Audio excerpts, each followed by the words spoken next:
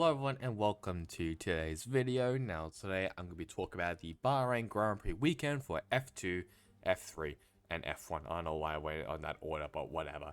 You get the point. But before we get into the results, let's first talk about next week's scheduled race, which is at Saudi Arabia. So we'll first start off with F1 and then we get down to the feeder series. So FP1 and FP2, both of them will be on March 7th, which is on a Thursday. And on Friday will be FP3 and qualifying on Sunday. Then on Friday, then Saturday, because of Ramadan, that'll be on the race. So the race will start at 8 o'clock. FP1 that will start around 4:30 to 5:30. FP2 that will start at 8 to 9. FP3 that will start at 6:30 to not 6:30, 4:30 to 5:30. Qualifying will start at 8 to 9, and then the race will start at 8.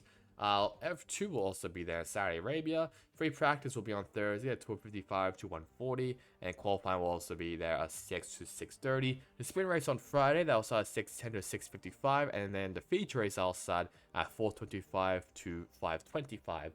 And for the first time, the F1 Academy will also be there as well for their inaugural, I guess for their, not really for their inaugural season, but for the inaugural race in Saudi Arabia will be there. Free practice will be on Thursday at 2:05 to 2:45, then qualifying outside 9:30 to 10. Then race 1 on Friday, that'll start at 3:10 to 3:40, and on Saturday, the race 2, that'll start at 3:05 to 3:35. So now let's have a look now at the F3 results. So let's first have a look now at the F3 results for both feature and the sprint race. So first start off with the sprint race, and that was won by Arvid Lemblad, and then Lawrence Van Hopen and Leonardo Fronaroli ran at the podium. And then just for the top 10, we have in fourth place Nicola Solov, Tim Tremendez, Maxwell Estison, Gabriele Mini, Maria Boya, Oliver Goethe, and it's a Sean Mangaturnov. I don't know how you say his name, I'll be honest. It's a bit long, but either way, that is your top 10. And the only thing that really happened was that track limits was absolutely abused with aggressive defense driving. After the front stretch, I think go past turn 4 to 5 or something. The cars would just block and go down to the inside, the very inside of the track, and would go off the track. So it was a bit risky, but either way, it was kind of clean, we'll say. There was definitely some hits, but it was kind of clean most of the time, so that's a good sign. And then the feature race that was won by Luke Browning, and then Christian Mansell and Tim Tremendez ran out the podium. And then just for the top 10, we have I think it's Sammy Megaturnoff. I don't really know. I actually don't know. Santiago Ramos, Gabriele Mini, Leonardo Fronaroli, Arvin Lemblad, Alexander Dunn, and Oliver Goethe ran out of the top 10. I'll be honest, I did not watch this race. I had a quick check on the results, and it looks like Sophia Flores was the only driver, I'm pretty sure, to retire. So not really too sure what happened to her, but all in all, it was mainly Luke Browning who won the race. That's really about it. And Christian Mansell, and obviously Browning was able to hold off Christian Mansell as well for first place. And then for the driver standings, we only have a look at the top 10 only. Luke Browning is in the lead only by 4 points over Tim Tremendez and Christian Mansell, Leonardo Fronaroli, Arvin Lemblad, Sean or Sammy Megatonov, but I'll have a look after this video. Gabriele Mini, Lawrence Van Hopen, Santiago Ramos, and Nicola Solov ran out the top 10. So let's now have a look now at F2. Sprint race wise, it was Zane Maloney winning this one, and then Jack Rolfe and Pepe Marti ran out the podium. And then for the top 10, we have Isaac Hajar, Paul Aaron, Gabriel Bortoletto, Zach O'Sullivan, Dennis Halger, Rotama Miata, and Richard Verschoor ran out of the top 10. The only thing was that Ameri Cordero retired over engine issues, I'm pretty sure. Or was also it was either engine issues or contact with someone. I think actually it was contact with Rafael Villagomez. I'm pretty sure. I think down to turn 5, I believe, before the little zigzag part of Bahrain. So quite unlucky there for Cordeal, but either way, that is obviously how racing goes. But Zane Malone, I'm pretty sure he started I can't remember, he started around 8th.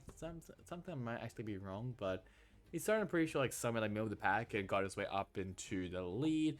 And the feature race that was also won by Zane Maloney. Zane Maloney sweeps the Bahrain weekend for F2.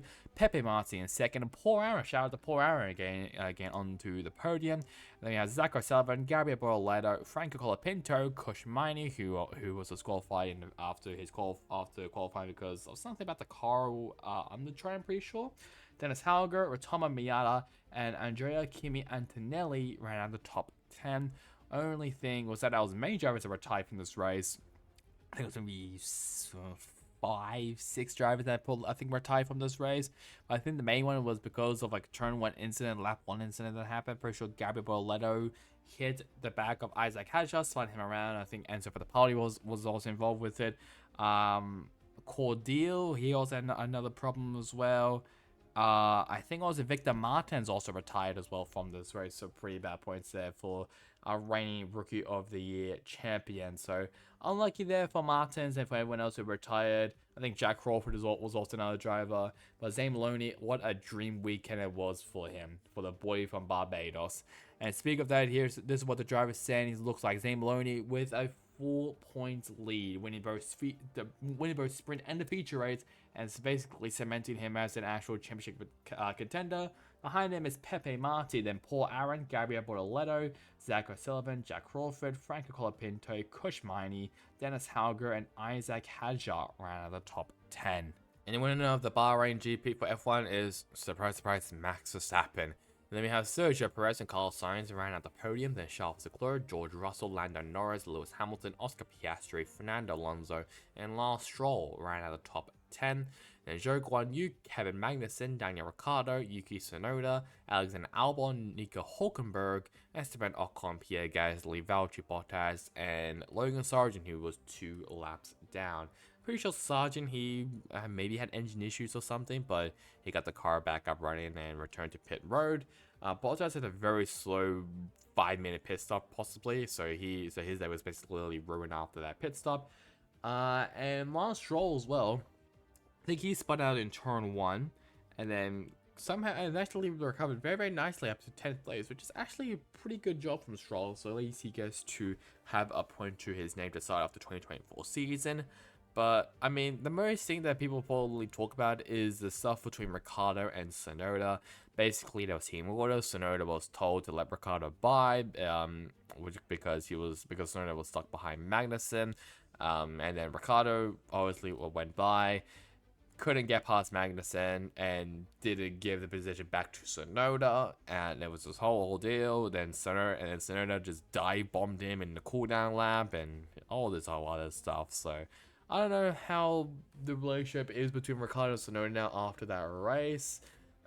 Bit worried about that, but I mean, either way, that's just how racing is. But Ricciardo was definitely slower than Tsunoda, in my opinion. But obviously, like I said, that's just racing. So yeah, that's pretty disappointing there. But it is what it is, I guess. So Verstappen already in the lead. I can't wait for another boring season of F1. I'm so excited. Yeah, there was no retirements. I think Verstappen got the fast lap, and driver of the day pretty sure went to Carlos Sainz, I'm pretty sure. So shout out to Sainz, who will be leaving Ferrari in place for Lewis Hamilton. Could he maybe go to Sauber?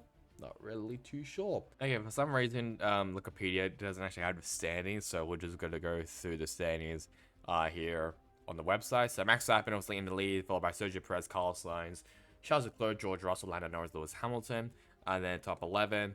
Oscar Piastri, Fernando Alonso, Lance Stroll, and Zhou Guanyu. I mean, it doesn't really matter considering that it was basically just results from Bahrain.